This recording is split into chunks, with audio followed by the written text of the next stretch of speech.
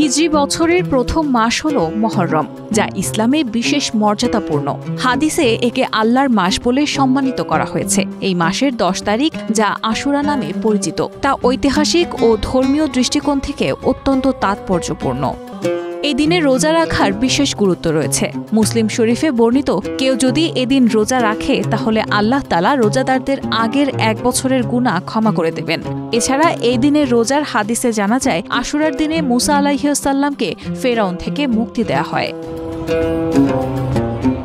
মুসলিম শরীফের 2523 নম্বর হাদিসে হযরত আব্দুল্লাহ ইবনে আব্বাস রাদিয়াল্লাহু আনহু থেকে বর্ণিত, তিনি বলেন, রাসূলুল্লাহ সাল্লাল্লাহু আলাইহি ওয়াসাল্লাম হিজরত করে মদিনায় এলেন এবং তিনি ইহুদিদের আশুরার দিন রোজা পালন করতে দেখলেন। এরপর তাদেরকে এই সম্পর্কে জিজ্ঞেস করলেন। তারা বলল, এই সেই দিন যেদিন আল্লাহ মুসা আলাইহিস সালাম ও বনী ইসরায়েলকে ফেরাউনের ওপর বিজয়ী করেছেন। তার সম্মানার্থে আমরা রোজা পালন করে থাকি। তখন নবীজি সাল্লাল্লাহু আলাইহি ওয়াসাল্লাম বললেন, আমরা তোমাদের চেয়েও মুসা আলাইহিস সালামের অধিক নিকটবর্তী। এরপর তিনি এই দিনে রোজা পালন করার নির্দেশ দিলেন।